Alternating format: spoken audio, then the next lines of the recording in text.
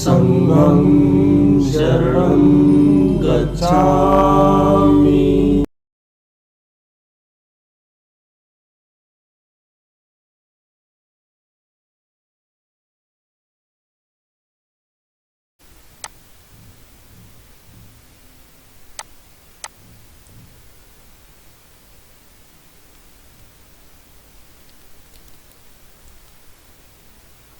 So guys, today we are starting with the first question जिसका नाम है Piku bank. इस क्वेश्चन में हमें क्या दे रखा है कि हमें $D गिवन है और उसे हम एक बैंक में जमा करते हैं, जिस बैंक की स्ट्रेटजी है कि वो हर महीने जो है हमें $A में उसमें ऐड करता है बैंक अकाउंट में, हमारे मनी में, और जो M+1th मंथ है उसमें वो B अमाउंट को ऐड करता है और B की जो वैल्यू है वो A से कम है। और इसी चीज़ को वो रिपीट करता रहता है जब तक हमारी जो अमाउंट है मनी का वो x के बराबर ना हो जाए, कम से कम एटलीस्ट x ना हो जाए। मतलब एक बारी जैम बोर्ड पे देखते हैं हम इसका क्या मतलब है।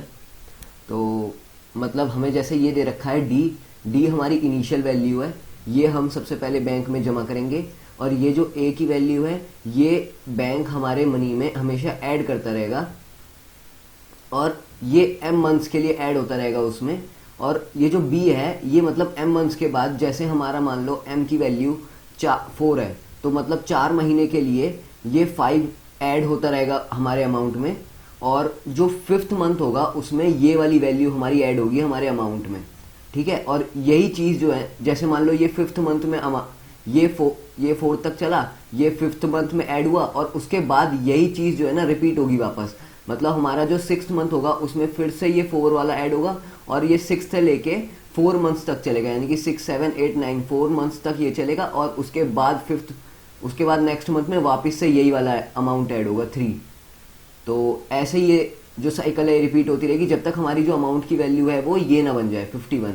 मतलब हमें 2 से लेके 51 बनाना है और उसमें जितने मंथ्स लगेंगे ना हमें वो बताना है।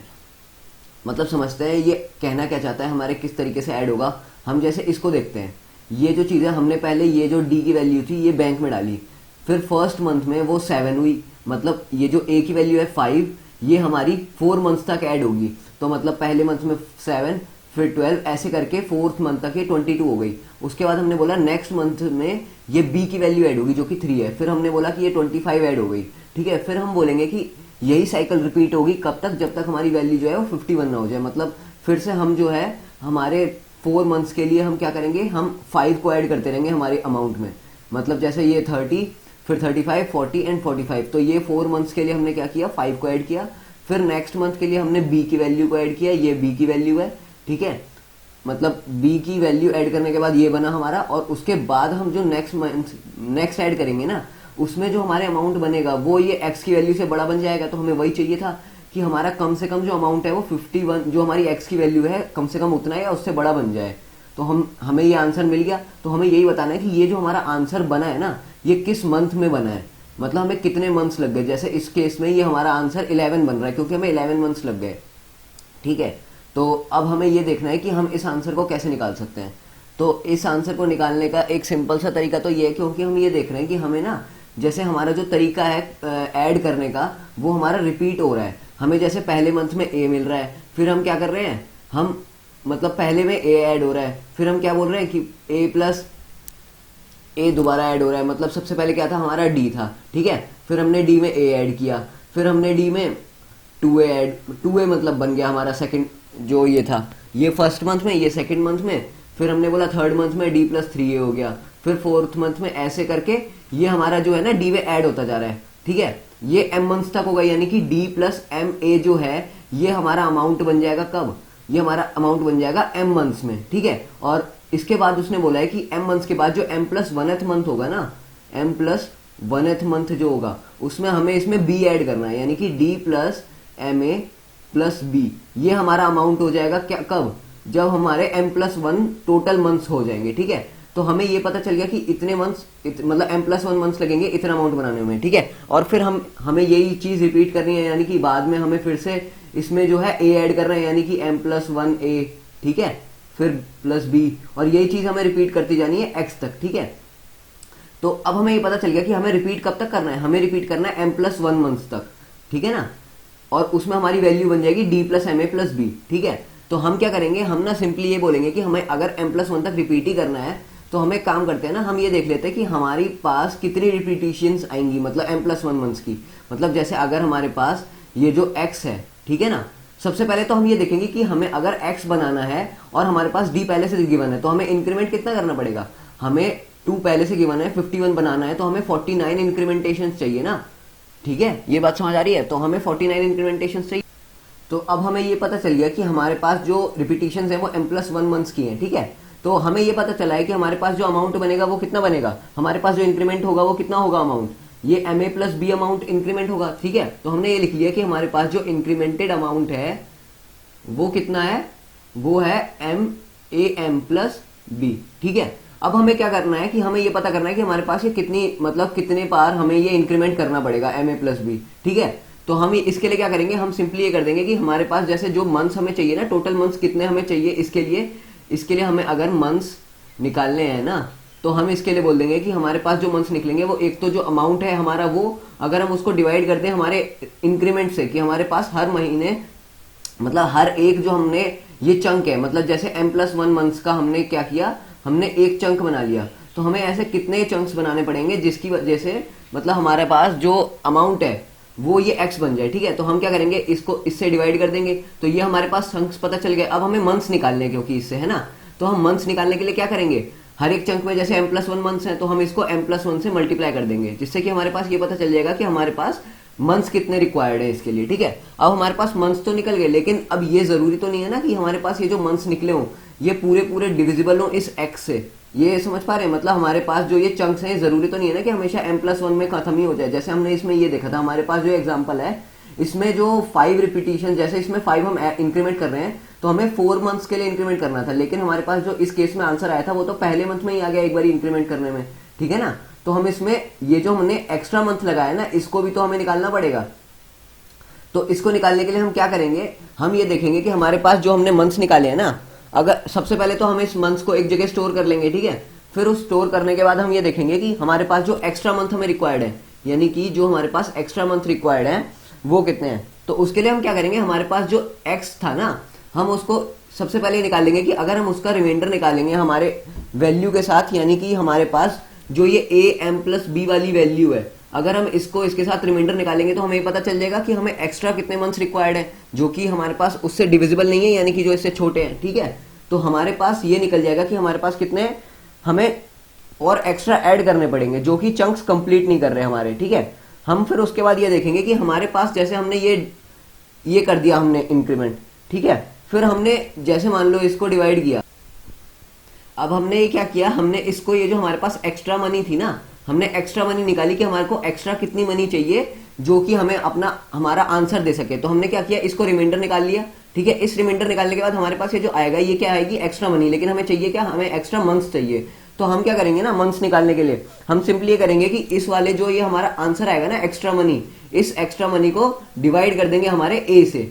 ए क्या है हमारा, जो कि हमारा हर महीने इंक्रीमेंट हो रहा है, ठीक है। ये बात समझ आई, क्योंकि ए इसलिए ऐड करेंगे क्योंकि जो हमारी ए की वैल्यू है ना वही तो एक चंक बना रही है, क्योंकि अगर हमारी जैसे कंप्लीट चंक हो जाता पूरा, तो उसमें जो लास्ट वाली बी की वैल्यू ऐड अगर हो जाती तो ये तो पूरा कंप्लीट चंक ही बन जाता। लेकिन हमने रिमाइंडर इसीलिए तो निकाला है क्योंकि हमारा जो चंक है वो कंप्लीट नहीं हो रहा है, वो चंक कहीं बीच में टूट रहा है। मतलब इतने में ही हमारी जो ये वाली वैल्यू है ना, ये हमारी एक्स से बड़ी बन रही है या बराबर बन रही है, ठीक है। तो अब इसलिए हमने केवल ए को ऐड किया है, बी को ऐड नहीं किया यहाँ पे, ठीक है। तो हमारे इसमें से को ये पता चल गया कि हमारे को एक्स्ट्रा अब कितनी मनी चाहिए। तो बस हमारे पास ये वाली जो मनी आएगी ना, ए को डिवाइड करने के बाद ये वाली जो फाइनल मनी आएगी, ये हमारा जैसे फाइनल आंसर होगा ना, ये हमें बता देगा कि हमें टोटल कितने मंथ्स चाहिए। अब इसमें हमें बस ये देखना है कि अगर हमारे पास ये जो आंसर है ना, ये हमारे पास अगर x से बड़ा बन रहा है तो हमारे पास जो फाइनल आंसर होगा वो यही होगा, ठीक है। हमें यही आउटपुट करना है। तो अभी हमारे पास यही अप्रोच है, ये सिंपल सी बस कैलकुलेशंस है, हमें यही करनी है कैलकुलेशंस और हमारे पास आंसर आ जाएगा हमारा, ठीक है। तो अब एक बारी कोड पे चलते हैं। तो कोड में मैंने क्या किया है, कोड में सबसे पहले हम ये देखेंगे कि कोड में हमारे पास सबसे पहले हमारे पास मैंने टेस्ट केस इनपुट लिया, उसके बाद क्या किया हमने, ये जो इनपुट्स थी D A M B X वाली ये इनपुट ली। फिर मैंने ये जो x is equal to X minus D किया, ये वही किया कि हमें इंक्रीमेंट कितना करना है, क्योंकि हमें जो डी अमाउंट था वो तो पहले से गिवन है ना, हमें इंक्रीमेंट देखना है कि हमें इंक्रीमेंट कितना करना है। फिर हमने ये देखा कि इंक्रीमेंट करने के लिए मंथ्स कितने रिक्वायर्ड है, तो उसके लिए हमने सबसे पहले ये निकाला कि एक चंक में कितना इंक्रीमेंट हो रहा है, ठीक है। फिर हमने ये निकाला कि हमारे पास ये जो एक चंक आ रहा है उसमें इंक्रीमेंट इतना हो रहा है। उसके बाद हमने ये देखा कि हमारे पास मंथ्स कितने रिक्वायर्ड है, कि हमें जो ग्रुप बनाया है ना हमने उसके मतलब एक जैसे हमने ग्रुप बनाए हैं तो वो ऐसे ही कितने ग्रुप चाहिए कि हमारे पास जो ये इंक्रीमेंट है वो x के बराबर हो जाए, ठीक है। तो उसके लिए मैंने क्या किया, x को डिवाइड किया इंक्रीमेंट से और वही वो फॉर्मूला लगाया जो पहले बताया था, m+1 को मल्टीप्लाई कर दिया। फिर हमने क्या किया, इसको एक नीड वेरिएबल में स्टोर कर लिया जो कि हमारा आंसर है। फिर हमने देखा कि हमारे पास अगर मान लो चंक्स कंप्लीट नहीं होते हैं, है ना, अगर मान लो ये जो रिमाइंडर है ये हमारे पास 0 नहीं बनता है, तो उस केस में क्या करेंगे, हम इसको ना a से डिवाइड कर देंगे, ठीक है। मतलब अगर हमारे पास रिमाइंडर 0 बन जाता है तो उस केस में एक्स्ट्रा मनी 0 होगी, तो हमारे पास नीड में कुछ भी ऐड नहीं होगा। लेकिन अगर रिमाइंडर कुछ भी बचता है तो उस केस में हमारे पास जो है ना a को डिवाइड करके हम उस नीड में ऐड कर देंगे।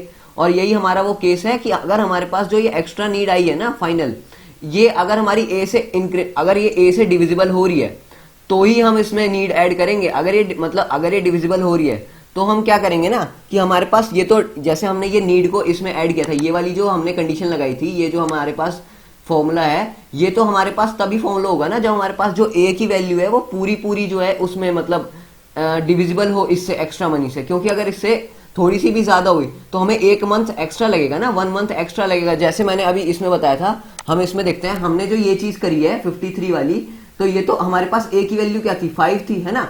लेकिन हमारे पास जो ये वैल्यू बन रही है ये तो a की मतलब हमारे पास ये जो फर्स्ट मंथ में आ गई ना, हमारे को इसमें इंक्रीमेंट करने के लिए जैसे हमें अगर x चाहिए, हमें x 51 बनाना था, लेकिन हमारा 1 कितना रहा है, 53 बन रहा है ना।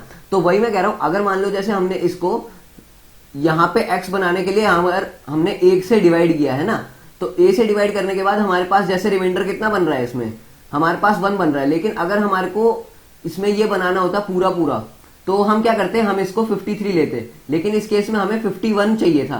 तो हमारे पास ये जो एक्स्ट्रा आया है ना 51, ये हमने 1 मंथ एक्स्ट्रा लगा के किया है। तो इसके लिए हम वही करेंगे कि अगर हमारे पास ये जो a की वैल्यू है ना, अगर हमारे पास ये पूरी डिविजिबल नहीं होती, इसका मतलब क्या है कि हमें 1 मंथ एक्स्ट्रा लगेगा।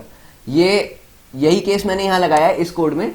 तो हम ये देखते हैं कि अगर हमारे पास ये 1 मंथ एक्स्ट्रा लगेगा ना, तो हम उस केस में क्या करेंगे कि नीड को 1 से इंक्रीमेंट कर देंगे, ठीक है। अगर हमारे पास a से डिवाइड करने के बाद एक भी रिमाइंडर बच रहा है, कुछ भी बच रहा है, तो हम क्या करेंगे, 1 मंथ एक्स्ट्रा लगाने के लिए नीड को इंक्रीमेंट कर देंगे और फिर लास्ट में नीड को सी आउट कर देंगे।